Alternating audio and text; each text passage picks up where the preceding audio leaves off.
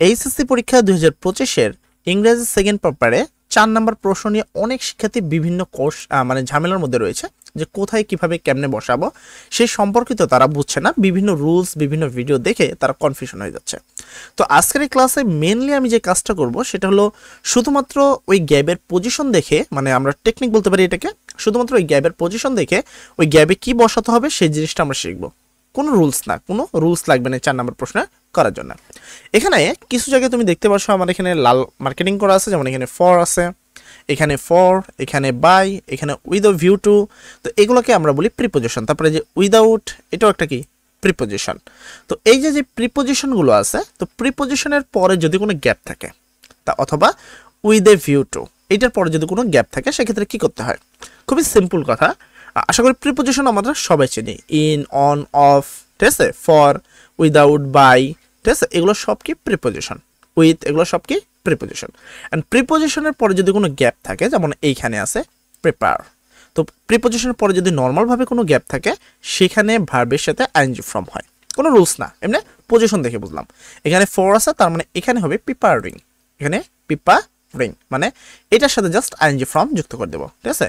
Preparing মানে আমি এটাকে যদি উত্তর করতে চাই এরকম, এখানে আমি একটু দেখাবো, ঠিক আছে, PREPARING, প্রিপেয়ারিং, উত্তর হয়ে গেল। সেম ভাবে দেখো এখানে কি ফর আছে, ফরের পর গ্যাপ আছে, লাইয়ের সাথে আইএনজি যুক্ত করে দিব। এখানে বাই আছে, রিডের সাথে আইএনজি করে রিডিং করে দিব। উইথ এ ভিউ টু, এখানে আছে মুভ, রিমুভের সাথে আইএনজি করে দেবো, রিমুভিং। এখানে আছে উইদাউটের পরে কি মেন ভার্ব আছে ওয়ার্ক, তো ওয়ার্কের সাথে আইএনজি করে কি করব, ওয়ার্কিং করে দেব। তাহলে মেন বিষয়টা কি পাইলাম আমরা, যদি প্রিপোজিশনের পরে গ্যাপ থাকে তাহলে সেইখানে আমরা কি করব, আইএনজি ফর্ম বসাবো। ভার্বে কি ফর্ম বসাবো, আইএনজি, শুধুমাত্র পজিশন দেখে। এরপরে আমরা যদি কথা বলি মডাল অক্সিলারি ভার্ব বা টু থাকলে গ্যাবের কোনো পরিবর্তন করতে হয় না। কি মডাল অক্সিলারি ভার্ব অথবা টু থাকলে গ্যাবের কোনো পরিবর্তন করতে হয় না।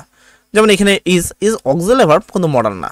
এখানে মাস্ট আছে, মাস্ট একটা মডাল অক্সিলারি ভার্ব। তারপরে যদি আমি এখানে আসি, দেখো এখানে শুড আছে, shall, should, can, could, will, would, এটাও একটা মডাল অক্সিলারি ভার্ব। তারপরে তুমি যদি এখানে দেখো, আর এখানে আছে শুড, এটাও একটা মডাল অক্সিলারি ভার্ব, ঠিক আছে। তারপরে দেখো বেশ কিছু আছে যেগুলোর মধ্যে তোমার কি মডাল অক্সিলারি ভার্ব, এই যে এখানে দেখো ট্রু আছে, কি আছে, ট্রু। তো আমি কি করলাম, মডাল অক্সিলারি ভার্ব অথবা টু এর পরে যদি নর্মাল কোনো গ্যাপ আমরা দেখে সেখানে তার কোনো পরিবর্তন করার প্রয়োজন নাই। তার মানে এই মাজেন্টের পরে যে কি ওয়াজটা আছে উত্তরটা অ্যাকচুয়ালি এইটাই হবে। কি শর্টকাট বিষয়, প্রিপোজিশনের পরে যদি গ্যাপ থাকে তাহলে আইএনজি ফর্ম হয়। মডাল অক্সিলারি ভার্বের পরে যদি গ্যাপ থাকে তাহলে সেটাকে যে ফর্মে আছে সেই ফর্মে হয়, কোনো উত্তর হয় না। মানে ওয়েস্ট আছে, ওয়েস্টের উত্তর। এখানে কি আছে, পার্টিসিপেটের উত্তর। কাম আছে, কামই উত্তর হবে। তারপরে এখানে কি এই আরেকটা কোথায় আসলো, এই যে টু আছে, সাকসেস, এখানে যা আছে সেটাই উত্তর। তো ইজিলি আমরা কি করতে পারি, এইভাবে উত্তর করতে পারি। মডাল অক্সিলারি ভার্ব থাকলে তার সাথে আমরা কি আইএনজি ফর্ম। তারপরে যদি আমরা ফার্স্ট গ্যাপ করছি, সেকেন্ড গ্যাপটা যদি দেখি ইজ আছে, ইজের পরে গ্যাপ আছে। এখানে একটু কথা আমি তোমাকে ক্লিয়ার করি, am is are was were, পাঁচটা word, am is are was were, এই পাঁচটা গ্যাপের পরে যদি কোনো পাঁচটা ওয়ার্ডের পরে যদি কোনো গ্যাপ থাকে তাহলে ভার্বের সাথে আইএনজি ফর্ম হয়। যখন ইজ আছে, এখানে কল আছে, কলের সাথে অ্যাকচুয়ালি আইএনজি হবে কলিং। এখানে কি ইজ আছে, ইজের পরবর্তীতে গ্যাপ থাকার কারণে এর সাথে কি হবে, কলিং হবে, ঠিক আছে। তো এখানে তোমার আর যদি এরকম দেখো, আর কোনো জায়গায় কিন্তু এরকম কিছু নাই, ঠিক আছে। তাহলে আমরা এখানে কি কি রুল শিখলাম, প্রিপোজিশনের পরে যদি গ্যাপ থাকে আইএনজি ফর্ম হবে, উইথ এ ভিউ টুর পরে গ্যাপ থাকলে আইএনজি ফর্ম হবে, মডাল অক্সিলারি ভার্ব বা টু এর পরে গ্যাপ থাকলে কোনো পরিবর্তন হবে না। মোটামুটি দেখে আমরা সবগুলোর উত্তর করে ফেলছি, মাত্র দুই একটা বাদ আছে। আমরা এইটার উত্তর করছি, এইটার উত্তর করলাম, এইটার উত্তর করছি, এইটার উত্তর হয়েছে, এইটার উত্তর হয়েছে, এইটার উত্তর কমপ্লিট, এইটার উত্তর কমপ্লিট। তাহলে আমাদের বাদ কোনটা আছে, এইটা ফেস, ঠিক আছে। শুধু এই একটা গ্যাপ বাদ আছে আমাদের, এছাড়া কিন্তু মোটামুটি সব কভার। তো এই একটার জন্য হাজার হাজার রুলস আমাদের পড়ার ও এখানে আরেকটা আছে, দুইটা রুলস আছে।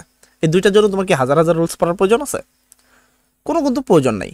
কথাটা মনে রাখতে হবে যে প্রিপোজিশনের পরে গ্যাপ থাকলে আইএনজি ফর্ম হয়, মডাল অক্সিলারি ভার্বের পরে গ্যাপ থাকলে বা টু এর পরে গ্যাপ থাকলে কোনো পরিবর্তন হয় না, উইথ এ ভিউ টুর পরবর্তী গ্যাপ থাকলে আইএনজি ফর্ম হয়।